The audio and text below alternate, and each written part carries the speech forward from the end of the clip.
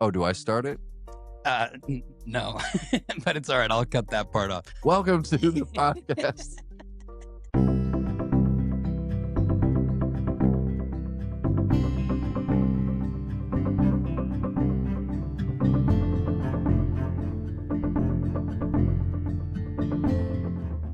It is the Fit for Radio podcast, and who knows? They can go either way today. I'm excited to have today's guest in here, but first, let me tell you where we're at. We are at the Stafford Hills Club, right here in the suites where the studio is. You can work out here, and you can work here, where work meets play, is what they say.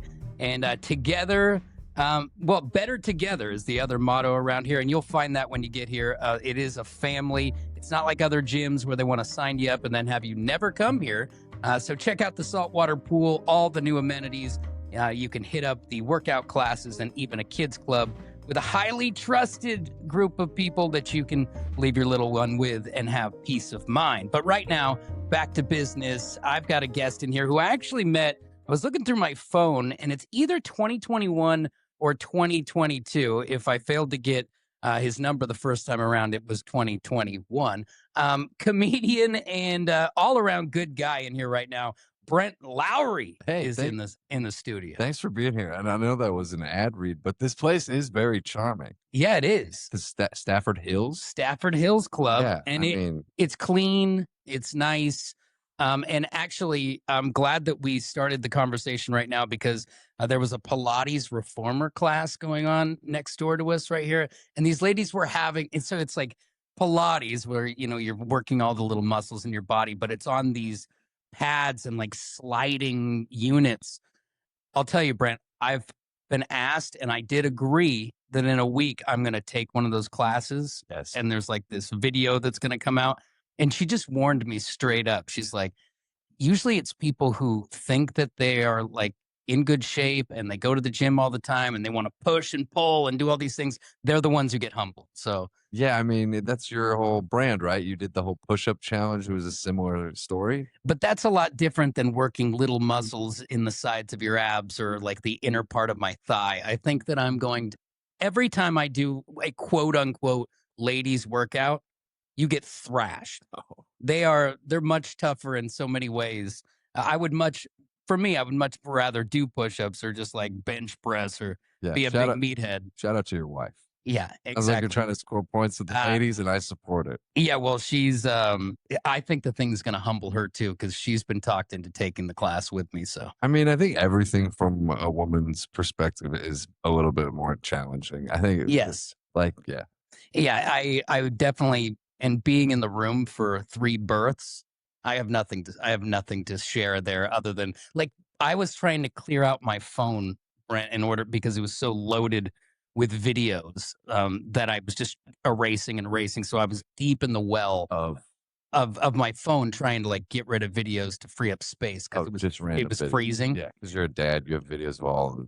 So I was like, here are your biggest files, and I clicked on it, and it was a video of like the moment my child like exits the womb and gets slapped onto the belly, which in the moment is it's an amazing moment. But when it pops up on your phone, you're like, good God. Oh, yeah. I mean, it's awful. It's a lot. Right. I didn't know if I was looking at Italian food or my child. You wouldn't show your kid, right? No, I don't show my actual children that. But I would say that as, when they're in your phone, you have to be careful because they're like scrolling and scrolling and then, yeah, it's a lot of action. Oh, so much. That's too much. It's actually too much. It is too much action. My girlfriend has this crazy story where her parents were polyamorous. Oh, but they became polyamorous like her junior or senior year of high school. They were like religious up until then. Then this woman just moved in and started living with them in Beaverton.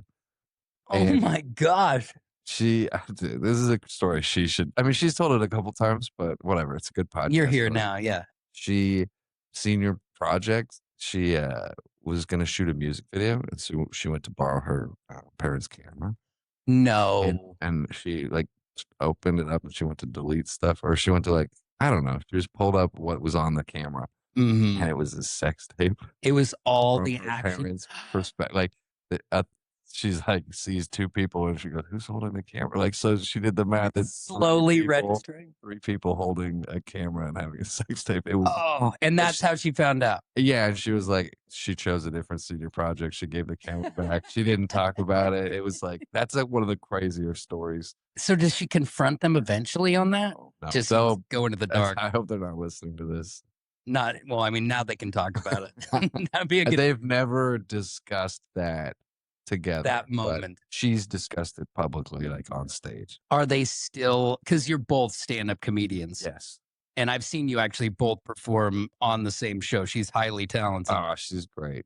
So are they still doing that stuff, or are they because a lot of times you try that out and then you move on. For sure, it didn't work. I think they tried it. It's hard enough to pick dinner with two people. You get that third person in there, really shakes things up. Yes, and then there was kids in the mix, and so it was like a Brady bunch, shady bunch. Yeah. All right, well, let's get back to you for a second. You grew up. I'm already like, I should only tell my stories, but whatever. That one's too good. It was good. Now, you grew up in San Diego, and I always wanted to live in San Diego post-college. A bunch of my friends moved down there. It's just like, it's so beautiful. The weather's perfect all the time. Right. It's like for people who want to be in the idea of LA, but really San Diego is better. Yes. It's a little bit slower pace, but still enough action not to be come on. And it's my little piece of perfection. Yes. I mean, you're describing it 100% accurately. It's still Southern California, so there's still traffic and there's still people driving fast everywhere you go, but the pace is slower just in terms of like, LA is a bunch of people who haven't made it trying to. San Diego is a bunch of people who already made their money. You have to, like, for the most part, you have to do pretty well to just even be in the game there. 100%. And so the idea of going there and wanting to live there after college is definitely an aspiration. Most people would understand. What's weird is if you grow up there, you feel like, first of all, you take it all for granted. Of course, because it's all you know. Right. You don't even have seasons. There's no unbearable months, or there's no months where you would have to like switch out your wardrobe. Like shorts are always going to be, if they're not an option today, they were an option last week, or they'll be one next week. Like, there's never a 3-week stretch where you just couldn't wear shorts. It's like pants are for work and that's it. Yeah. Like, and that's, when we get into a summer month here, you almost don't think about it when you open up that drawer and you're like, oh, pants. And then you return to pants. Right. Or there's that exciting time around like May where you can even go grab your shorts or your like summer weather clothes.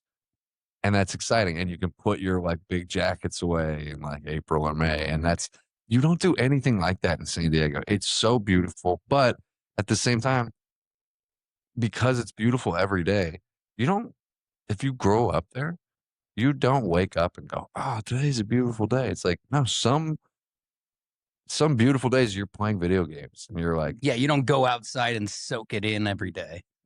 You don't. And if you get to 18 and you become an adult and you didn't do anything to achieve this excellent life, it's such a weird feeling of being like, well, part of you wants to stay, right? Because it's the most beautiful weather.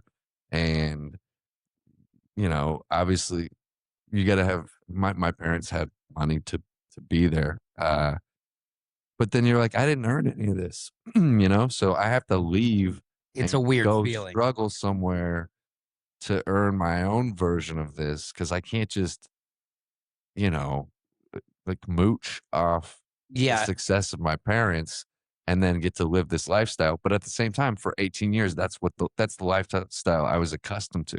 Yeah. So going anywhere else is shell shock. Dude, when I told people I was moving to Portland in San Diego, you're like, are you okay? It must be the exact opposite reaction of when you tell somebody in Portland that you're moving to San Diego, because they're, oh, wow, that's lucky. Yeah. Yeah. Instead, they think that you're ill. Why would you do that?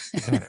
And my reason was like, I'm already really depressed. I was in my like late 20s and Portland is a place that I always had this kind of like appeal because of its kind of like dark charm. I Mhm. visited it in February and it was just like very, it was a beautiful experience. I didn't need it to be good weather. I kind of expected rain, but it wasn't like downpour. It was just sort of like navigable Yeah. wetness. And, I was charmed by all the people. And so when things got like harder in the beginning of the first 4 or 5 years of my comedy career in San Diego, I had this kind of like escape plan of, oh, Portland is where I could make it all work. And so 2018, I was just kind of, I quit my job. My job sucked. I was like merchandising gourmet popcorn, awful. And so yeah, I was depressed, and that's what I told people when they asked why I was leaving. I was like, well, I'm already sad. So if they're everybody there, maybe I'll find joy. And what I think is true about Portland is it is a great place for people who kind of have been rejected or failed in other places to come find solidarity with low confidence people to kind of rebuild that. And Yeah. it's a great place to recharge and regroup and refocus. And so for the last 7 or 8 years, that's what I've been doing. And it's been way more enjoyable than any stretch I had in San Diego. Not because San Diego's not beautiful, but because I didn't really feel like I earned San Diego. And Mhm. maybe one day, if I could afford to live there on my own terms, like off my own success, I could live there and feel good about it. But I always felt bad and weird being like just a spoiled kid from San Diego. Mhm. I And still, yeah, and I see that as well. I grew up I grew up in Northeast Portland, but then the back end of my being brought up, I lived in Lake Oswego, which is basically the place that you're describing without all the palm trees and the sunshine. But for me, the reason why, and we were all running for the hills at 18 to leave, but I think it was, we had a false sense of what we had there too, and took it way for granted. It was like you're partying in mansions every week. Whoever's parents were gone, you were partying in that, you know, 4 or 5,000 square foot home, and then the next one and the next one. And it wasn't until I ran away to college that I was like, oh, that's a different world. isn't it crazy that the people who have parties in mansions, wild parties in mansions, are rappers and teenagers? Yeah, nobody else actually uses their mansion for parties post high school. Right, or like the types of parties that we're describing, like ragers. Those aren't had in mansions unless you're like a rock star, a rapper, or the teenager of a rich parent who's on vacation. Yeah. And that's so Oh man. crazy to be the third one because, like, I mean, it's crazy to be all of them, but you gotta hate the third one the most out of the three. Oh yeah, because they've gotten. I mean, at least the rapper or the rock star, they have some talent behind it that got them to that spot. Yeah, They might be an idiot and they're yeah. wasting their money, but Some group of people likes what they do. and they're likely the person who's rented or owns that Yes. home. Whereas we were just decimating perfect strangers' home. No group of people likes what teenagers of rich parents are doing, but at least, some people like rappers or rock stars. Everybody hates teenagers of rich kids. 100%. And so when they're having parties, gosh, it's like yeah, of course they have no perspective on it. And of course they're like the worst. Yeah, Yeah, but at the time, you're like, you're living for Friday night, and that sure. was the jam. But I will say that in this day and age, the land of the ring cam and the cell phone, it just wouldn't go down the way it went down. And yet, I think that teenagers and parents are like cat and mouse or hackers and technology. It's like no matter how technology evolves, parents will use it to monitor kids, and kids will find ways to bypass what's Hmm. going on. Whether like I remember I went out just like last year with my cousin, and he's been in some trouble, so his parents have his location shared Oh, he's getting pinned, and he pinged. knows how like we were out and we went to go to get Dave's hot chicken, but I was supposed to take him home. So he was out a little later, and he said something like, "Oh, my parents think I'm somewhere right now. Like my location is pinned somewhere that Uh, I'm not." So so he, he's manipulated it. of course, That's because impressive. every kid has nothing else to do but figure out ways to create trouble. So they'll find the app that does the thing, that VPN or whatever, that can like Yeah, disguise their location. that's And exactly that's right. just the game. Like, so some ring cam, there's an app where some kid can hack into his parents' ring cam and just leave a still video that is calm, or he can play the video from last week.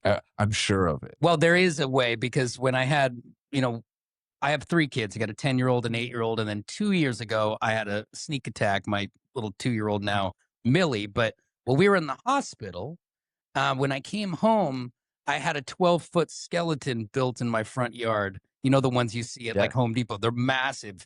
And I'm like, what is going on? My ring didn't even go off. And I go and I review all the footage. It's not that there's nothing there. And what I realized later is there is a like couple seconds or like a second that if you can get to the ring cam and you can cover the camera, it'll never turn on. So what my dad and brother did was they hid around the corner at my house and then they came with a piece of dark tape and turned and slapped it on that camera before it could flip on and catch them. And so I had no footage of them building a 12-foot skeleton in my front yard. Ah, And then they, put up a whole like note about who was it. I'm like, nobody cares about me more than my family to go sure, do 12 foot of skeleton. sure. It's the small list of suspects. I would imagine you could even do like, there's probably kids who take a picture of the porch, like the ring Just cam, put it in and then front. they just tape it in front. And so, yeah, I mean, you could, Where there's a will, there's a way. yeah, they'll find a way. They're kids that all they want is to get together and do trouble. That's true. And when you were a kid, you wrote here, and you and I have some things in common. Grew up the class clown. You did some theater, and now you're in comedy, so it's like you were being trained appropriately Right. for this type of a life. I was also a class clown. I was voted funniest in my class, Wow. which I don't know if they were still doing that. Mine was unofficial. I did not win. There was a class clown. I was not. But I also think there were plenty of funny people there. It's just luck on that front. But I was in the theater. I was one of the few people. Um, Theater's a funny thing in high school, right?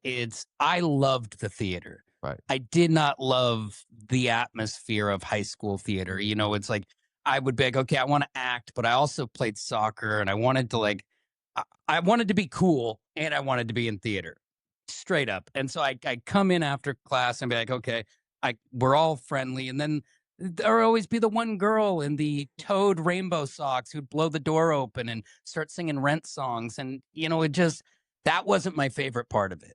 You know, Right. But every theater, class had that girl. but theater allows for personalities that are bigger than most classrooms or sports teams to exist. So like yours could exist, and so could this person, and so could like someone who wears, cat ears every day, Yes. and the person who thinks they're like a TMZ Kardashian type. Yeah. They're all together in a class, and they all want different versions of what theater could offer, which is like some people actually want to be in the theater and they want to act and they like Shakespeare. And then there's people who want to be on TV and they want to be a movie star. And then Yeah. there's people who like uh just found a class that seemed pretty easy. And it's a way to slip through. And they're right. They're all the theater exists. It doesn't require you to be one type of thing. And I couldn't agree more. And that's why I always allowed those people their space to exist in there. I never told that lady to stop singing Rent songs. Well, yeah, and she was probably like, "Who's this fucking jock?" They did not. I'm sure she did not like me or anyone in that realm just because I'm sure some people did, but I'm sure even. But they're coming in with the same preconceived notion that I am. Correct. That oh, he's this way or oh, she's that way, and and you're also in high school. Like because I end up going from high school theater to college theater, and that's how I start college as a theater arts major. Oh, wow. And so I went and hung with those people for another decade. Yeah, and you were obviously taking it seriously enough in high school that you decided to go majoring. Mhm. So it wasn't just a class you took when you were 17, 18. Brent, I was living such a double life that, listen to this. At one point in college, I was in a fraternity, Yes. and well, I was, all the way through That part college. doesn't shock me. Well, yeah, and I'm sure it doesn't, but it's also another stereotype. Sure. Because guess what? I would be in charge of the master of ceremonies is what it's considered. Yes. So you're in charge of all the ceremonies for the house. Yes. But I also was acting downtown in legitimate pay to play acting gigs. So I would come home in stage makeup Yes. and scream at frat dicks to follow the rules at 2 a.m, still have all the everything other than the costume itself on, Right. hardly being able to be taken seriously. I can imagine what they called you. But I also could hold my own there too, so it was Right. I was going to do the That's theater cool. and then roll in and be like, what? And Yeah. they could give me bring it. But at the same time, I was both guys. That's great. And the confidence to be in both spaces without having to conform to one or the other is great. Because the other space, while that seems awkward, the other space is also awkward when you show up and you have to prove to these people that you're not a frat dick or whatever they consider to be that, And so by 2-3 weeks into practice, they realize, oh, no, he's not that. Everything's fine, And so you have to earn it. Yeah. And it is, it's fun to exist in multiple spaces and not necessarily be all one thing or the other, Mhm. And to be able to kind of morph from one thing to another and be confident in it. It's not for everyone, because I remember even trying to get people to come to my shows. Like, dude, I don't want to go sit. How long do I got to sit in there, dude? Yeah. Probably an hour and a half. There's a classic story. I told it on one of, I think, the most recent podcast I was on. But we all played a lot of online poker, and we were poker players back in high school because this was 2004 to 2008. It's the height This of is the moneymaker time. all of it's on ESPN. They got Yeah. us by the balls. And We were doing it too. I was in a play junior year, and my buddies said that they would come. It ran every Saturday, Sunday for 4 weeks. And then the last Sunday, it was their last chance to come. And I told my buddy, and he called me right before the play. I was backstage, and he was like, dude, I'm sorry. Our buddy Kevin kidnapped me. We're going to Verona. That's the casino. And I was so mad. Oh, I yeah. hung up. I called the casino. I called the poker room, and I go, hey, my son Patrick is stuck off in 16. He's not old enough to be there. I think he just left. Bye. And then They boot him out. he shows up. He tells me the story the next day. He shows up and he goes, Patrick for 1-2. And then the woman goes, I know a secret about you. And then they tell him he has to go home. Oh. And he was so mad. But at the same time, he was like, I should have gone to the play, Yep. You're listening to the Fit for Radio podcast, brought to you by the Stafford Hills Club. It's a place, let's be honest, you gotta check it out. Of course, it's the premier indoor-outdoor tennis facility where you can take lessons, you can play with your friends, tournaments, all kinds of stuff. Also, saltwater pool, an amazing kids club with a group of people who take care of my wild kids, and that's saying a lot all by itself. So check it out, staffordhills.com. All the amenities, you're not going to be disappointed. Voted the best health and wellness facility in the Portland area. And of course, tell them Drew sent you for half off your initiation at the Stafford Hills Club. And I think that's part of it, is having these buddies who they don't understand the amount of work that goes into a theater production or whatever. And I got buddies who, because they were all playing football and baseball and basketball, and you go into their games and you understand that, this is important to them. And so I'm going to these games, and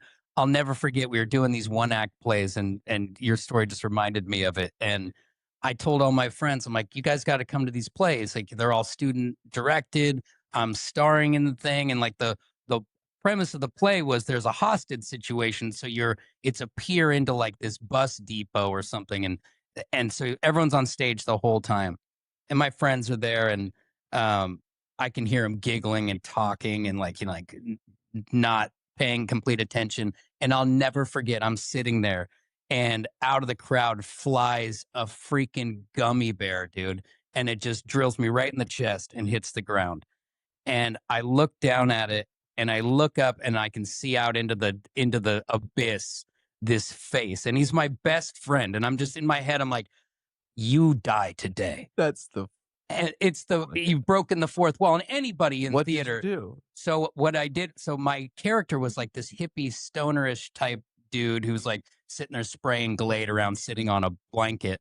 And so I just went, oh, gummy bear. And I reached down and tossed it in my mouth and just went right back into my line because I was already sitting right there. And it was like everyone saw like what had happened here. So I just hit the gummy bear and went back at it and everything was fine. Wow, true professional. Yeah, improving at its greatest. But then afterwards, dude, I was coming unglued. And he's like, I don't see why it's such a big deal. Calm down, dude. And I'm just like, I'm going to rip your ears off your head. It's the equivalence of running onto the field and trying to catch a football while you're in like a playoff game. That's how egregious it is. It is. But he was like, oh no, it's just a bunch of sissies. Exactly. I was just trying to be, well, they're all frat dudes. And so this guy this is in high school still. Oh, so, and he doesn't end up joining a frat, but he could have fit the bill all the way across. This was in high school? Yeah. Oh. So that's in high school. But I'm also taking it seriously. Like I'm going to go to college and be in the theater. Right. We had a moment, student written play, senior year. It might have been the first moment that was like, might have been the first like big, I guess it was junior year. I'm bringing flowers to the character and I set the flowers down and they knock over. And I go, I knew I should have bought a bigger vase. And everybody in the That's great. Everybody in the audience knows for sure he just made that up. It was very like out of the character. But I say it and then I go back into my line. Like it got a big laugh. I'm sure I was like, yeah, but that's and then funny. I go back into the line. But yeah, that one was the first laugh, maybe on stage. I mean, I was always chasing the laughs in the classroom. That was it. And so the next big one I remember was when we did a school. Every senior class would put on for the big rivalry game, our version of like Saturday Night Live. So we would take the senior class every year would take like whatever popular commercials were going on and they would satire them. They would do like their own version. Back then it was like the OC, Laguna Beach. Those shows were big. So we were doing like our mock version of that. And so we would have like the hot girl be whoever the popular girl was, and the jocks would play these characters. And we wrote the whole thing. Like it would fit a dynamic that tied into why we had to beat Mount Carmel for the game tonight. Yeah. And so I remember we had a joke written in and someone else delivered it. I was backstage, but it's our school is 3,000 kids. So the auditorium, it's like 1,000 kids in the gym. And I wrote a joke. We had written this for months. And so it finally happens. And someone delivers the line. And I remember being backstage and hearing the whole audience laugh. And I remember just doing like almost like a touchdown celebration. I just remember like, yes, the adrenaline of being like, oh yeah. Oh, that line, I wrote that. And now that's 1,000 of my peers just popped at that. It's like, sure, I've gotten a big laugh like that in a classroom before, but that's 30 kids. Mm-hmm. The feeling of 1,000. It's addictive. Tied. Oh yeah. I mean, you don't forget stuff like that. And then of course the fact that it all leads to where it is now. Stand-up wasn't the dream then. It was like Saturday Night Live. But it was whoever the funny people were. I want to be the funny people. And it's wild how much our early years kind of go along the same path, because before we started, I was telling you that Saturday Night Live was my jam too. that first 25-year almanac, I used to sit and study it. And like they all had their headshots in there and like they would little blurbs about skits and ones that worked and ones that got scrapped. And I wanted it so bad that I wrote a Saturday Night Live assembly with all parts in with mine being Weekend Update at the end. And when I wrote it, and I was a clown, so the administration was on to some of my antics, so I had to bring the whole thing down. And I'll never forget, the assistant principal went through with a red pen and just started axing scenes and changing scenes. And, I did have to work with her a bunch, but the amount of stuff that was allowed to stay, I mean, it was a very 20 years ago type of situation because I was still allowed to go on a smash sesh. And, I even had like the Matt Foley character come out of the band pit, with the down by the river thing, the whole deal. So for me at the time, I was like, oh, this is what's happening.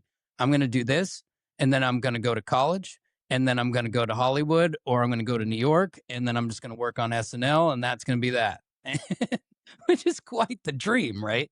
So I went and started in college, and then while I was there and I was still doing theater, I got my first radio job, and it was like, oh, well, this is kind of like theater because I can make people laugh and I can perform, but I can also diction and projection. and they were going to pay me to do it, Yeah. and whereas in downtown you're getting paid, but you're getting paid a very small amount. It's not paying the bills like it needs to. Right. And so when that opportunity came, I was like, okay, well, I'll just take a little break from the theater. And that's 23 years ago. And so I haven't done a production like that in forever. I've done many videos and where I've acted, but not like back to 3 months of stage production and choreography and the whole deal. But that was my jam. I used to just eat, sleep, and breathe those hot lights on your face and just going. Do you ever see like community theater around here and think like could probably get back in the game? It's going to sound a little conceited. I know I could get back in the game, Sure. but do I, like now married with 3 kids and Right. like Actually, that was my next thought is how fun it would be for your kids to watch you do something like that. yeah, and So- it would be like, for example, so like I'm living vicariously through my 10-year-old right now because the first time I ever got a starring role in a play, there were 400 people in the cast of a play at Grant High School in Northeast Portland. And I landed one of the 12 leads in 6th grade. And so my daughter's in 5th grade right now, and she just tried out for this play. And there's a singing solo and a starring role, and she's practicing. And, she's always had stage presence, but I'm like, we lack tone a little bit. Like, she can project. Don't She's listen, so excited. sweetheart. Don't listen. But we You're were doing lacking. great. We were lacking tone. And then she started to practice for this, and she's in the other room. And I walk in. I'm like, "Are you singing that?" And she's like, "Yeah." I'm like, "That was perfect." And so I'm like, "Okay, well, let's work." So we start working on lines, and we're working on the singing and the dancing and everything. And she tries out. She comes home, and she's got giant bruises on her arms. And I'm like, "What is going on?" And she's like, "I got nervous, so I was squeezing my arms, and I bruised my arms." I'm like, "You bruised your own arms? Calm down. Damn, that's how nervous You're having like an anxiety attack. You need to chill." I'm like, "Hopefully that didn't like affect your ability to perform." She's like, "Hopefully." And so Do we fast know? forward another week, we get the printout, and we're looking down the list, and I'm looking down, and it's just like when I landed the big one myself. I'm looking at what chorus I'm in, and I can't find myself. And everyone's like, "Oh, I'm in the Shapoopy chorus. I'm in the Wells Fargo chorus. I'm in this and that." And then you're just panicking, right? And then I did the same thing I did when I was a kid. And I looked back at the top of the sheet. Boom. There she was. Got the lead. She got the lead. And she just into another room, like, "Da-da-da-da-da-da-da-da," like singing like the Rent girl in my old acting class. But I was so excited. It was better than any role I ever got. Oh, that's for awesome. me. Wait a second. So you were checking it with her? Yeah. I love it. Well, so she because it came out at 5:00, and so Oh, you're just as excited as oh she yeah, is. right over her shoulder. I could see it before she found it too. It was just like, yeah. And then Amy, my wife, looks over and mouths, "She got it." Yeah, and they had a matinee and a nighttime, and she landed the nighttime, so Whoa. that means I get to be there for it. Whoa, and this is her first time It doing something like it's this? her first. I mean, she's done community theater where, Yeah, you're everyone's, like, acting around a yoga ball, and, yeah. like, and I don't know if you're this way too, like, because you've been in it and you've seen it on a higher level or, like, full productions, sometimes when it goes back down to its infancy, and improv's important. I've taken every improv class a college will offer, but it's like, I just want more. Like, I want, like, the full production. I know that she could do all this, and then they're just, like, sitting there pretending that a yoga ball is the sun. And I get it, and you're gonna tell me it's part of the process, but I just like the full-blown production. Right, so you would the next step is if she likes this, then you take her to, like, a more serious program or school or We're in a slippery slope, though, because I always wanted to be a kid actor first. Before Saturday Night Live, like, I wanted to be Kevin McAllister. I wanted to be Macaulay Culkin. But you look at that now, and you don't wanna be them.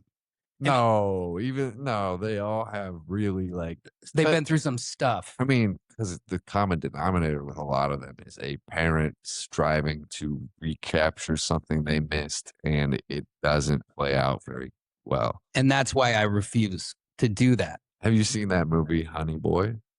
I don't think so. It's so I mean, it helps to have been, like, somebody who watched Shia LaBeouf when he was in his earliest stages of his career. Okay, I've heard of this one. So it's the movie he made, right? Right, where he plays his dad, and someone else plays Shia LaBeouf being, like, on Even Stevens and being this Mhm. child actor. So you're watching it, but the whole time you're like, "Oh, damn. I didn't realize when you were a goofy kid on Disney Channel Yeah. that you were also, like, being verbally abused and maybe physically abused in this motel room, and, like, none of this is fun for you." But he's also, like, he's playing the dad, so it's just it's Yeah. heavy, but, the Nickelodeon stuff and, yeah, every the kids aren't if a kid decides that they wanna do that on their own and a parent and a family supports that, great. If a Yeah. parent is steering somebody into something that's so Hollywood is so cutthroat and they're just using people and you wanna put your kid into that and have that Mhm. be part of their formative years, that's dark. Yeah, and it's scary, and, the predators and everything that's out there now. I mean, you back in the day, it's like, "Oh, yeah, you hear about these things," and then it was like 80% of the kids that you looked up to as a kid are either, like, massive drug addicts or completely broken or trying to pick up the pieces, or maybe they're still famous, but they've got a weird look in their eye, like, stuff happened. Yeah, these guys I mean, my favorite show in the '90s or growing up was Boy Meets World, Yeah. and those guys all have a podcast now where they're more talking about what it was like to act on on each episode and things they remember from the shooting of it, and a lot of it I don't listen to it regularly, but when I see clips or stories, a lot of it is, uh, them realizing that what they were going through was not normal or really even that cool. Like, you know, Danielle Fishel, the girl who played Topanga, Yeah. she was being heavily objectified and like sexualized and probably was not yet 18. And they got a whole cast, like writer's room writing. Writing That's, sexual innuendo yeah, about a 14-year-old right. girl. But it's delivered from the line. It's delivered from another 14-year-old or 15-year-old. So this is just them joking about puberty and their jokes were so funny. They had really good jokes, and these kids, these teenagers had a very like uh adult their sense of humor was great, but it was because it was being written by adults. Mhm.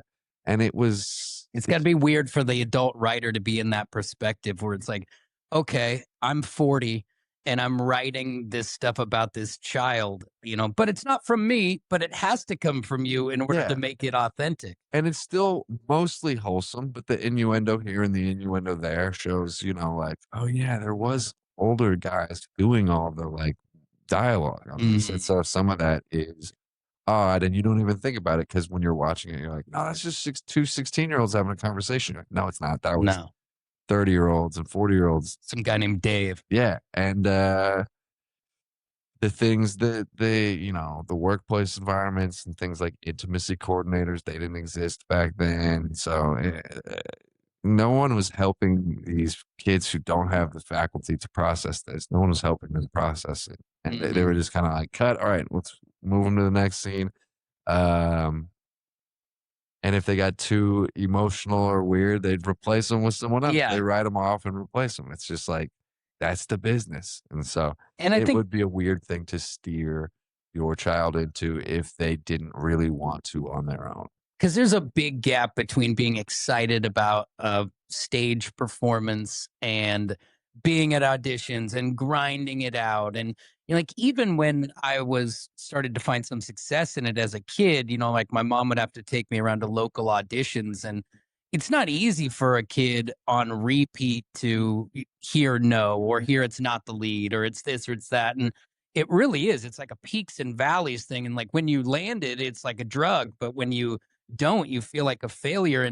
And part of it is, even in theater on the local level, it's so clicky. Like you could walk into an audition and know you've lost because the person who's looking for the talent knows the name of that other kid. And oh, little Randy, he's always here and he's always so great. And like you're fighting uphill. And I want my kid to be used theater and things like that and choir as a vehicle to find confidence and to find her voice and to be, because she's already super articulate. She was always the one, even at like 7, she's standing there making the cheers at the table of 30 people in a restaurant. Like Ham Sando doesn't fall far from the tree, but I don't want, I'm not going to go to LA and grind it out with her only to probably have her get her heart broken and then maybe worse. So I think that for now, and just be happy that she landed this role and she can sing and dance with a bunch of other pirates on stage.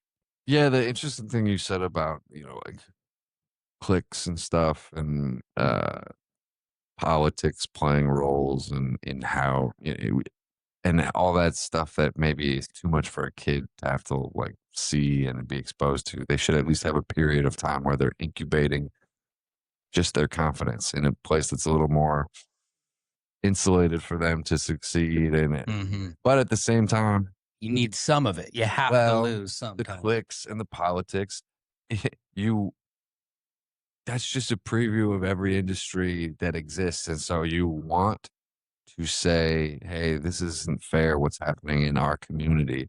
But then if you really took it for what it is, it's a microcosm of what all communities are, which is like your talent alone, at least in America, is not going to necessarily dictate your level of success. 100%. In fact, if you are continuously frustrated by your talent not being rewarded, you're gonna just you better get used to that because you got to look at all these other variables. What are the people who are succeeding doing? Maybe they're staying after, maybe they're going to grab a drink with all the other people and doing some form of networking or Hmm.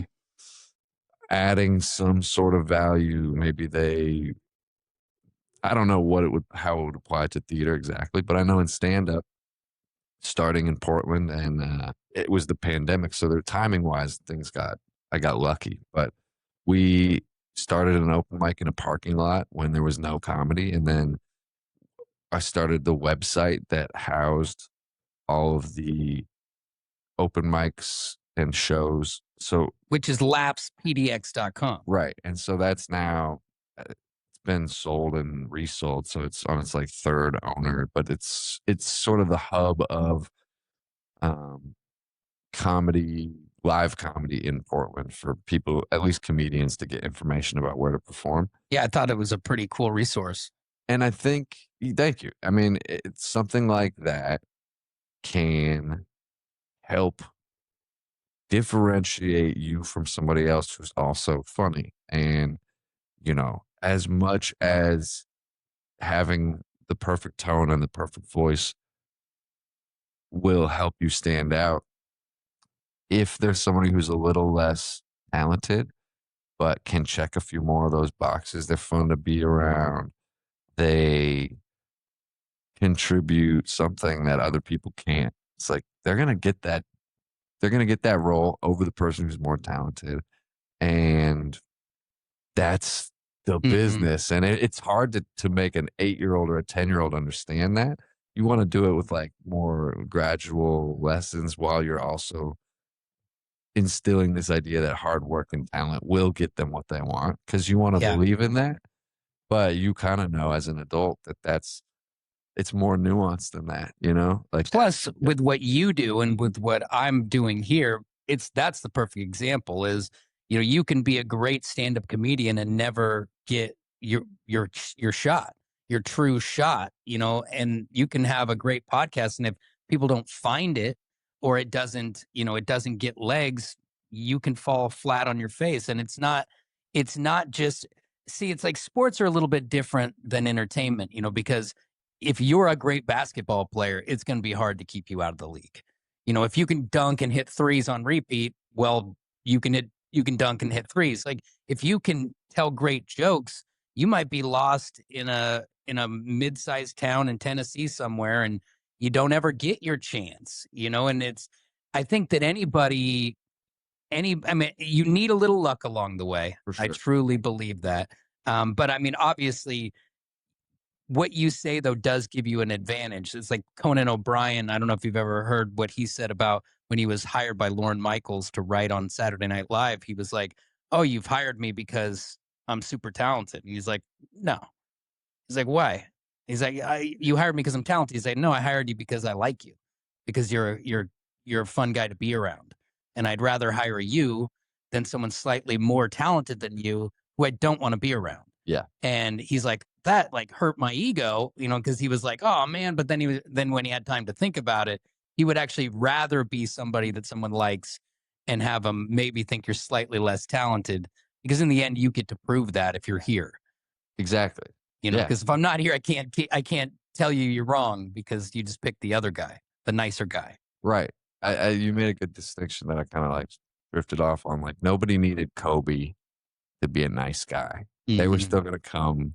Yeah. Black Mamba was Black Mamba. You're not going to stop him from being a star. In sports, it's almost the less human you've seen, the more you appeal to the masses because it's like people are trying to aspire to be that hero larger than life. In entertainment generally, especially in comedy, people want to feel like you're there, someone they would like to be around, Hmm. hang out with. They're not just there to watch you like land punchlines like dunks, you know? They want to think that if they came up to you after the show, you would be someone that was at least like cool to them. Likable. Yeah, Yeah, I mean, at least relatable to them and their world. And you can be totally different and still be something that they can latch onto. Like I love all kinds of comedians who aren't like me, but I have to have like this little part of me that likes them. right. It's like an underlying thing.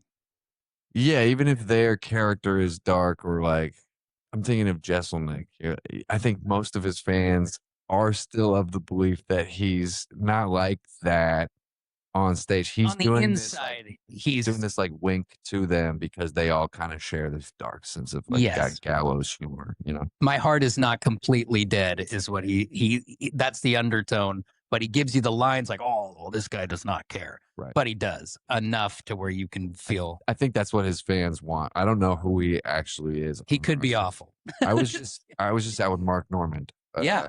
and the thing I learned, I was with him for the full weekend. The thing I learned the most from him was not on stage, even though he's a great writer and he works hard. It was how giving he was with his time off stage to anybody who came up and wanted to talk to him about this, that, or take a picture. He never made anybody feel like they were bothering him or wasting his time. Uh, and I think that sells tickets at the end of the day. Oh yeah. That makes people feel like you're their guy. And the minute you brush them off, even if you were somebody that they loved, the minute you make them feel small or like annoying, they're gonna go find a new person. Yeah, nobody wants to feel like that. And if you can make them feel like your friend, you can sell a ticket to them once a year for the next however long you do it. And it's like, oh, this light bulb went off. You're like, that is what a true headliner like is. Mhm. Somebody who is on. And if there's times where Mark doesn't want to deal with the public, he has to go in private. That's like I don't know that he's somebody who was he probably does have that, like we all do, but I didn't see it. And Yeah, you know, I'm glad you brought him up because I did want to mention something about Mark Norman. The Fit for Radio podcast is brought to you by the Stafford Hills Club. And if you've never come here and taken one of their classes, you really should do so. Their instructors are really good. I took the Pilates Reformer class here, and she made me feel like I could be comfortable in the room. Let's get it right, though. I've got a lot to learn when it comes to Pilates, but that's how you do it. You just got to show up and give it your best right here at Stafford Hills. They make you feel comfortable, and it's a family environment, not just being able to bring your family here, but also the people together feel like a family. Check out everything to offer at staffordhills.com. Tell them Drew sent you for half off your initiation. Do you remember years ago, he came and did a TP Forever event? And for people who don't know what that is, that's a charity that Brent has been at multiple times doing stand up comedy for. It's my buddy's charity for people who've lost a loved one, tpforever.org. But we were at one of the events. I can't remember exactly where it was. Part of me wants to say it was at like Spirit of 77, but Mark Norman did one of the events. okay. And maybe it was the year before you came, but I thought you were there. No, I only did 3. I did Okay, so Kevin the year. Bozeman, Caitlin Palufo, and then Andy Haynes. Okay, and so the year before that, we had booked a comedian, and this is how cool Mark is. We had booked a comedian, and it was a friend of Mark's, and he was more of a mid-level guy, but still super funny. And we were really excited to have him. And at the last second, he got sick, and he had to cancel. And so we've got this charity event, which is super important. They only do 2 events a year, so we need it to happen. And so he calls in a favor to his buddy Mark Norman, who says yes and comes out here. And at the time, I knew of him, but I didn't like realize how much of a favor that was at the time. And dude, he was so chill. Like he's over in the corner and he's like, when he's not on stage, just kind of like soft spoken, just kind of like, chat and doing that thing he does under his breath a little bit. And he made everybody feel cool. He made everyone feel like it was even keel, all the openers and everything. He's like chatting them up, making them feel good. And, you know, as a host of these events throughout the years, I've always tried to make it easy on the comedian. Like, hey, no pomp and circumstance for me. I'm just going to tee it up for you. And he was, I think once he heard that I was going to not try and like go over the top, he's like, okay, this is relaxing. But that was the takeaway I had with him, because I've worked with guys where it's not so smooth, or they're like, make sure when you get up on stage that you bring me my microphone and all this stuff. I'm like, okay, all right, dude, let's take it easy. Yeah, But he's the curmudgeon in guy. particular, people can be there's a whole range of what a headliner can be. And the Helium Green Room. So last night there was a British guy who sold out. His name Ed Gamble. He's uh, a UK star, and so he sold out Helium on a Monday, which is impressive for he's never been there before. I got there like 45 minutes early. We had a great conversation, but that green room is so tiny. At the end of it, I was like, dude, thanks for being cool. Cause sometimes the headliner can be like standoffish, Oh yeah. but I still have to be in here. So like that you're in a closet of a room with somebody who you like look up to, but you don't know how to talk to. It's some of the most Mhm. uncomfortable sitting on your phone. I've You're sat in those feeling rooms with you a couple times, and I feel uncomfortable because I don't know how to interact with somebody that I don't know how they talk. But the Mission Theater green room is 3 times the size, maybe 4 times the size of the You Helium guys were one. all So if you don't like or if you're not vibing with the guy, you're still, like, as close as you and I are right now, and the it's knees are so close. uncomfortable. So I literally thanked him for being, like, a cool hang because It can be bad. There's a whole range, and every time you come in, you have no idea. You can't tell from their picture. And I think that's something that's cool about you, though, is because you've put in the work and the time and the grind. And not to say a lot of these big comics haven't, because they have too, but when you've been on the other side of the green room where you've seen cool comedian and icy comedian, I never want people to leave my presence and be like, that guy was icy. What was that about? I really, and now granted, some people do things that deserve ice, but I don't like to open my interactions with anybody in that way. Yeah, I hate to leave a situation like that too, but I know that I have left situations, and certain situations can bring kind of a coldness out of me where you're like, all right, I'm kind of just here to I'm done with this. do work. And then when this is over, I do just want to leave. But I mean, again, shout out to Mark. It's like if you really want to do this on a level that sells tickets and like works throughout the country, you got to make the decision to like, if that's how you feel, it can't be how you act. Like you have to act as if you're just grateful for every opportunity, because there's a reality where these opportunities aren't given to you. So Hmm. you can be a little bit jaded about, oh, this isn't a great room, or these people It's are here. half empty here. Yeah. But you could be at home not making any money. Yeah. And it's like, it's so important to how you internally frame things to kind of remain grateful. Sure, somebody could be bothering you while you're at the grocery store, but you're like, that's a sign that what you're doing is having an impact on just a stranger, and that could be framed as, oh, I'm grateful to be in demand, or there's Oh people who yeah. I know who are funny that are not being recognized, and so uh, how you frame it is super important. Because yeah, you could brush off some of the like awkward gigs and be like a little bit of a diva in, you know, Ashland or Hood River because it's Think you not deserve to be somewhere bigger. right. But those people all have friends, and if they tell the story of how you weren't that cool, it's like, well, there's a whole community of people that no, they're talking about how Yeah. you're not actually that cool. And if it was the opposite, where you had a whole community or a bunch of communities around the country talking about how cool you were, those feel like the difference between success and failure. As much as or more so than what you do, like the talent, and that comes back to our conversation with clicks and politics and the things that you want to shield your kids from, that like kind of learning too early. But and they still need to learn it. and yet if they don't, they're going to be in for like a hard, frustrating reality no matter what industry they pursue. And I'm always trying to teach my kids the power of kindness. And it's not just on like the cupcakes and butterflies level. Like take it back to the Mark thing for a second. And Yeah. I would even be willing to tell my girls this, that, like, I want you to be kind just to be kind. But even as a self-serving situation, let's go back to the Mark situation with me, right?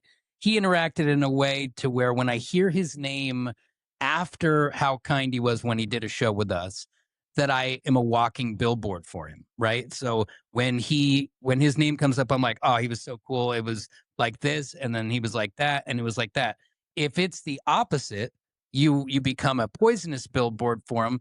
And while it really is no skin off of his back, because if you were to ask him, he has no idea who I am. I mean, that was 2021 or 2022, and he's done thousands of shows since then, and it doesn't matter if he remembers me because he's already planted the seed of who he is to me. And he doesn't realize in that moment that I've got this platform with a big microphone and a big voice and all that. But to your point, to each person who's sitting in a little nightclub somewhere and is like, oh yeah, we were thinking about going to that Mark Norman show. Oh man, when he came down to Ashland and he played the place, like he cared enough, it felt like he was in this massive venue and made us all feel great.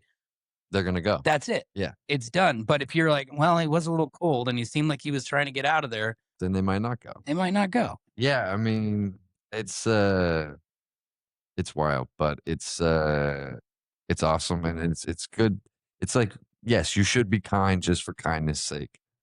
But But it's tough though, because comedy is dark. And one thing I've taken away from being around comedians for the last 20 years, and back when I still lived in Eugene, I used to host gong comedy. Yeah, with a gong on the stage. Let's just say after about a year, we ran out of comedians because everyone's getting gonged. But I was also putting on these shows with bringing Portland comedians down and bringing people in from out of town. And I did this thing called Fat Camp for years, where PHAT, it was no fat shaming in it, but I would bring these guys in. And one thing I've learned from having all these interviews with comedians over the years, and I wanted to be a comedian for so long, is there is like an aspect of darkness behind the eyes of comedy. Like, do you notice that a lot of good comedians have a darker side to them? It's not all, sunshine and yuck yuck jokes. for sure, I think well, comedians are sensitive. That's like at their core. They're all they seem like they're the most confident The and that happiest. like, they could talk shit to anybody and you could dish it, but they're the ones who could but at their core, if you think about it, anybody who has decided to get into this is somebody who really values the validation of strangers. So at it's gonna bring out people who are a bit insecure, sensitive emotionally, Mhm. highly focused on how they're being perceived. Um, that's just what almost across the board everybody has in common, whether they're good or not. They are ready to uh, be defensive at any moment, and that's why Mhm. they, not I can't say that across the board, but Kyle Kinane, he's great. He lives in Portland. He's lived here for 6 years now. He said one night he was like, "Everybody has a friend who's funnier than the funniest comedian, but a lot of people who are funny don't need to go out on stage and like present that in a way that they define as their career and their identity. Mhm. Some people are okay just being hilarious to their 10 friends and their family. And And that's all they need. right, we like to assume that like, oh, but you're not funny if you're not doing it at like we are at a nightclub selling tickets. And it's like, I don't know. That's not necessarily true. I think we Yeah. are a group of people who decided that this was important enough to pursue with all of our energy and, that sacrifice other forms of income or stability Mhm. to go do this. But I don't think from I think a lot of people are lying if they're like, I just need to spread the message of laughter. It's like, no, you're doing this because it makes you feel good. Yeah. Stop lying. Like, Yeah. yes, that can be true. It is great to spread laughter. And a lot of people come into this with something that they want to say. I'm not saying that nobody has a message, but I would think that there are probably a bunch of different ways you could get your message out. You're doing stand-up comedy because you feel great when you are holding a microphone and a whole room of people laughs. And it feels good. It's a great feeling. Yeah, of course. I mean, let's yeah, don't even play games about that being the reason though that you're doing it. Mhm. Or at least maybe I'm projecting. That's the reason I do it. I feel the same way just with what I've seen and I haven't done nearly as much stand up as you have, but definitely seen it on both sides. And I just didn't realize that there was so much of the darkness in it because, like, especially when you're doing morning radio and these people are forced to come in their off hours, and they walk in and you can some of them are true pros who can just the door comes open and it's like bang da dang dang. But some of them you walk in and you can just feel this Charlie Brown cloud come with them and you're like, I used to pride myself on, all right, I'm going to pull them out of that. Like I'm gonna make them laugh, and we're gonna try and pull out of that a little bit without being a cornball. I mean, you think about the road, it's so lonely. And Hmm. then your days are like mostly in a hotel room. You could go out and interact, but a lot of people like their interactions are all at night. They're saving their social like gas tank for the evening because they're about to perform. And then if they're a headliner, they're going to do the meet and greet. And then they're going to do the whole game of going out with the openers and they're going to be out till 2, 3 a.m. So, yeah, I could see why at 7 a.m. Yeah, they're not all bells on. Yeah, when they're about to face another lonely day. Yeah. And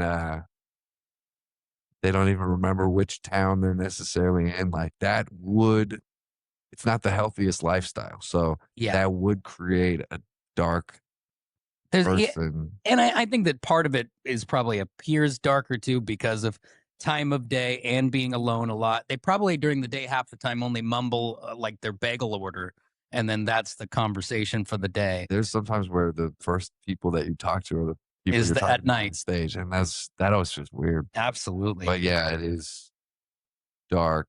It can be dark for sure.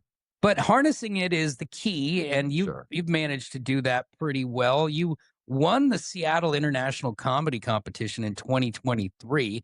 That's pretty aggressive, right? Like that's a good title to hold. Sure. And when we talk about like getting dark, that is a 3-week competition of it's just a grind. You're driving all around. It's not just Seattle. You're going Bellingham, you're going to Port Angeles, you go all the way down to Longview. Like Oh, and every night you're being judged by sometimes people who don't even watch comedy very often. And so it's competitive. It's like, it's got to be a lot of anxiety not knowing how it's going to hit with these different judges. right, or why they didn't score you well last night, but they did score you when you didn't think you did that great. Like, Hmm. it's a trip of a contest. And but it's been going for 50 years, and so it's had like a long history, and a lot of great comedians have gone through either Seattle or the other one in San Francisco. Um, I did not expect to win it. I didn't go into it thinking that it was really even an option. I had a goal of making the semifinals, and then things just kind of, it's a game at the end of the day. It's like it's got a point system, and there's ways you can use certain things that work better on the road to score better. And so Hmm. I wouldn't say I was the best comedian of the people that were in it, but during that 3-week stretch, I was able to play the game. Found a way to win. I found a way to win. And from that, that was 2023. 2024 was where I got to start headlining around just kind of like the places we named Bellingham, small places. And did that competition victory, did that help you secure some of A those? lot. Yeah, I think that gave me the credit Hmm. to go to most of the small town comedy gigs and have enough. Oh, he won the Seattle International Comedy Competition. We could go watch. They're not necessarily people who follow me on Instagram most nights, Yeah. but they're people who want a good time. And I know the type. Uh, I know the Pacific Northwest crowds pretty well at this point because of how many road opportunities that led to, and a lot of them went, especially in 2024. A lot of them were rough, like going from somebody who's just featuring and getting to do 20 minutes. Uh, and if it goes good, great. If it goes bad, the headliner comes up and sends them home happy. Yeah. Going from that role to the one who has to send them home happy, and some nights failing, That's a lot. watching like 100+ people go out, like, you won the Seattle International Comedy Contest. But you're like, man, I won it with 15 and now I'm doing 45. Yeah. So It's tough. there's growing pains and all that. And I'm glad that a lot of those things happened in towns nobody's ever heard of.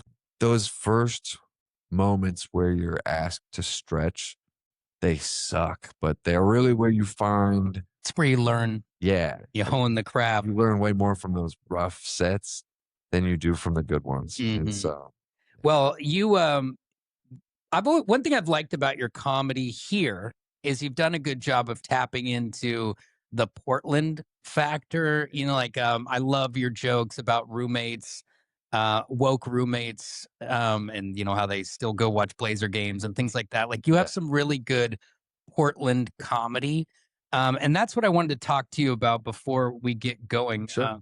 because you did a comic swap, which I was following along with, where you and a comedian from Philadelphia switched places for a month, which is frightening in itself. But I want to talk about that and how that has led to a decision for you to upend everything and leave Portland and head to Philadelphia. The Fit for Radio podcast is brought to you by the Stafford Hills Club. And when you come here, you will notice the difference. The sense of community is amazing. People smiling, happy. They hold the door for you around here. And of course, it's one of those clubs that when you sign up, they want you to come back. They want you to be happy and healthy because then we can all be together for a long time. Check out all the amenities and everything they have to offer at staffordhills.com. Tell them Drew sent you and get half off your initiation. How did that come about and what made you decide to make the big jump? Right after I won the Seattle thing, I was catching a lot of like weird energy in the Portland comedy scene, and it felt like maybe I was starting to develop my first wave of haters. Mm. And I was like, I don't want to leave Portland because all the work is up here now. But I got to get out of here for a little bit. So I pitched this thing called Flop Swap, where I wanted to trade rooms, like a flop house. I wanted to Yeah. trade rooms with somebody in a different comedy scene. I didn't care where, as long as there was comedy happening every night. You can come live in my place for a month. I'll live in your place. And people really liked the idea. And I caught like a couple leads, but one girl was allergic to cats. So she couldn't come. And I was going to go to Brooklyn. Uh, Somebody else was in Austin, but like the timing, I didn't want to go to Austin. Like, Because it's got to be just right. Like both of you have to be able to do it and have kind of like situations. sure, and like a little bit of you got to trust the person, right? They're going to be living in your place, and it it went cold after the first couple leads, but I would share it every once in a while, or I would visit people in other cities, and they would go, "Hey, did you ever do that flop swap?" So it stuck out as something that like people thought was a good idea. Yeah, So I loved your idea initially because I right. remember you bringing it up on social media, and I was like, huh. Yeah, that was January 2024, and so I would share it every once in a while. I met a guy when I went to New York City for a month. I got an Airbnb in Manhattan and just it was like a closet of a room, but for a month I was just seeing every club and going everywhere. It was awesome. That is awesome. But New York is like at this moment prohibitively expensive and competitive, and for me and my girlfriend to move to. So I took another trip. Oh, and on this trip, I did go to take a train to Philadelphia, and I met a guy named Adam Flick. Um, in August, I shared the flop swap again because I just shared it every few months, and he saw that and was like, "Hey, dude, do you want to come to my room in Philly?" And I had already been there. I'd already met him, so I know the place is cool. I was pretty charmed by Philadelphia. And it had been a long year of traveling and taking these trips, but it was the first time that the flop swap kinda lined up, and so we set it for November 10th to December 10th, something like that, and, right before it got super cold, that felt like the last time I would really wanna go that, experience the East Coast.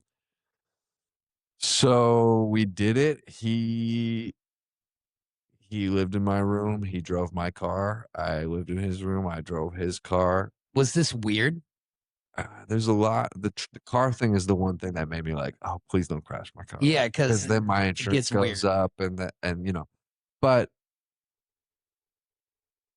I got to take his car to my sister's in upstate New York for Thanksgiving.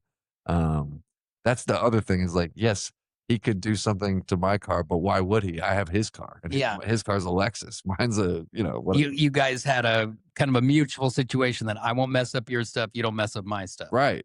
Yeah, we both had guns to each other's heads. And we were hosting each other's comedy shows, so, like, he ran a show for me out here. I, hosted one of his shows and did his open mics, and it was an awesome, affordable way to experience a different scene. And yeah, at the end of it, everything kind of clicked. The Philadelphia is actually an affordable central hub to the Northeast. We could move there and not necessarily have to go to the back of the line like we would in New York, maybe. And we can still get to New York whenever we want. It's a $20 bus for 2 hours to get there. So New York's the target, I think, still. But Philly is a great launch pad, I think. Yeah. And I really enjoyed the people, the comics, the city. I have to be a little more aware and, Hmm. different demeanor a little bit, but I feel a little more grown up out there. I love Portland, and I feel like I could stay like a grown up kid in Portland my whole life, but I'm a little too young to feel as comfortable as I do in Portland. Since there's still a lot more I want to accomplish comedically. And Yeah. so Philly is the move. 2 weeks away. We got an apartment. We're gonna be living on South Street, which is like one of the big busy bar streets. And we're not drinkers, but yeah, we're gonna have 9 months of chaos in downtown Philadelphia, and it'll be an adventure. I'm glad I'm going with my girlfriend Yeah, because that helps. yeah, and she's a comedian too, so we'll both hopefully get to find our own lane.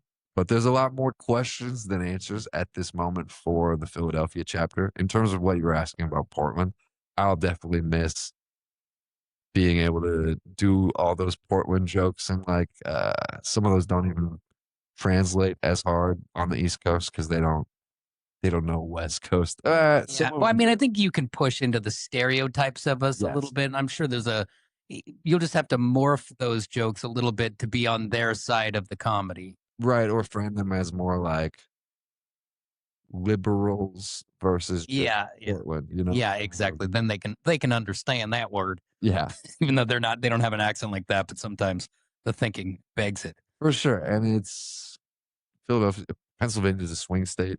We're going to be in a place where there's a lot more range of opinions. So there's not a Absolutely. dominating viewpoint, And which with comedy, you want a little bit of an open perspective on some level.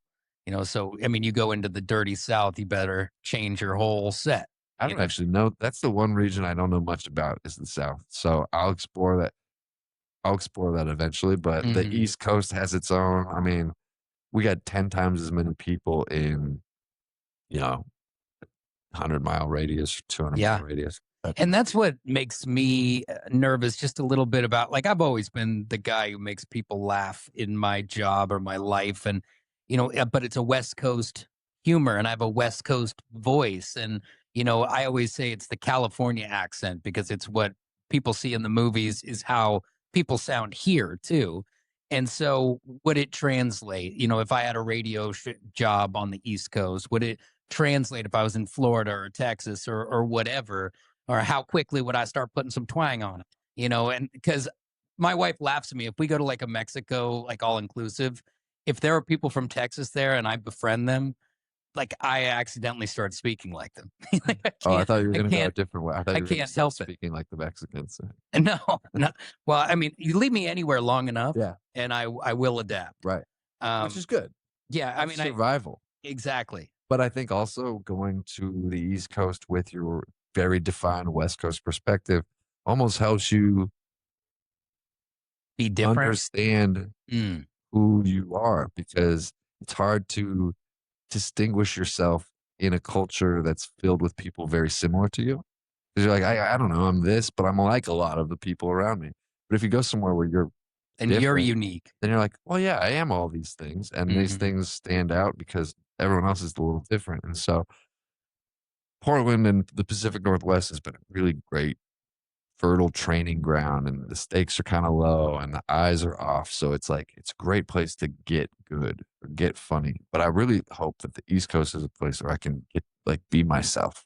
Yeah. And there's going to be a bit of a trial by fire for you too, because Yeah. it's not just a getting used to the groups and the people. It's a lot like what's going on with me right now. When you reinvent yourself and moving across the country is a reinvention, Yeah. is it's got to be scary because you've got to find rooms to do your shows and to earn money, because like it's the same thing with this. It's a passion project until it pays the bills, and so like when you guys get there, are you going to have to find other jobs as well? Are you going to be able to just do comedy? I mean, that's a tough thing in a new city. Right. For the last 6 years, I haven't had to have an actual job in Portland, partly because of pandemic timing and some of the unemployment benefits, but partly because just that led to being a break even comedian and then being able to pay the bills. But, Can we call the popcorn people back? the You were goal is not to call the popcorn people back. I already did that. I quit I that hear job you were 4 great. times. I was excellent. Oh, I I was can great. see it. I can Yes. see it. And what's funny is that where I'm moving is like the snack belt of America. Like there's a lot of it's a pretzel town. It's like there are a lot of chip makers out there. So there's Okay. part of me that's like, I could probably make a snack company. I could be an asset to like Oh, a snack absolutely. company. And is there a part of me that like could get back in the game, like whether it's popcorn or chips or pretzels or whatever? If I have to, I will Yeah, anything to keep the lights on. for sure. But I don't know. There's this part of me, and um, we're fortunate enough to have some savings going into it. But like, there's a part of me that thinks I just need to go all in on comedy and have a little faith. And yes, there's going to be an adjustment period. There will be many different moments, I'm sure, where I go, why would I have left everything I had in Portland? Friends, work, a reputation that was, like kept me Hmm. working, But I talked to a manager recently who said, how you respond to that moment, that will definitely happen where you're, why did I do that? How you respond to that will define how this chapter goes. So all of those are gut checks. And I kind of know that. I can't anticipate that. And maybe I can't anticipate how heavy it'll feel to be rejected on the East Coast. And I'm sure that'll happen. But But, you're doing the right thing. and I spent 2 months there last year. My stuff translates enough that I'm not like That you can't speaking make a people foreign laugh. language. Yeah, Yeah. And yeah, that's good to know ahead of time, right? definitely. That you've already tested it out a little bit. And I really do think you're doing the right thing. And, with my life right now, everyone who matters to me is coming back kind of like in turns as I'm going, am I making a mistake? Am I doing what I'm supposed to be doing? Should I be chasing other jobs? Should I be on this journey? And just seems like every time that doubt leaks in, that somebody or something is there to say, yes, keep going, keep pushing, keep going. And so we're in a similar but different but similar situation. We're gonna figure it out. Yes. I got faith. And I would like to have you on more often as well. The Cool. nice thing about technology is you don't have to sit here with your knees nearly touching mine in my little studio over here. It's a beautiful spot, but it's cozy. But I'd love to have you back on. Real quick, a couple of things about what you've got coming up. You're about to film a feature and a special. No, well, Nate Or Jackson is reviving Def Comedy Jam. oh, So awesome! like the '90s, Oh yeah, like on BET, he's gonna do. He doesn't believe there's enough people doing stuff like that where you're kind of putting on new comics, and so he's doing from his YouTube channel. This is Nate Jackson. He's doing super funny comedy jam. So it's like at his club up in Tacoma. He's flying a bunch of people there, and he's recording on Tuesday, Wednesday, and Thursday. 11 episodes of like, and they're going to be probably 30-minute episodes, but he's filming 11 of these. Each episode has 3 like featured comics and then a headliner. So I'm going to do a 5-minute set on Thursday, the 26th. And oh man, it's so cool to get to do like an official taping on my last night in the Pacific Northwest. That it's feels perfect. like, it feels like the region sending me off in style. So I just got to pick a good outfit. Because I was watching Def Comedy Jam, like they all have these like iconic '90s crazy outfits. You're like, I got to dress bold. Yeah, I think you gotta. Yeah, you We'll gotta see what I do. step it up We'll see what happens. and bring it. Well, it's so great to have you on. Thanks for having me. And yeah, I Good luck to you as well. thank you. And it's a bummer that we'll be not seeing you here anymore. But you can keep up with him on social media. Where can people find you online? At Brent. 3 Ha's. 3 Ha's. Yeah. And I follow him. You should do the same. And like I said, super funny guy. If you ever catch him on the list of comics here in Portland or anywhere else, make sure you go check out Brent Lowrey. Thanks a lot, buddy, for coming on the show. Thank you. Cheers. Cheers.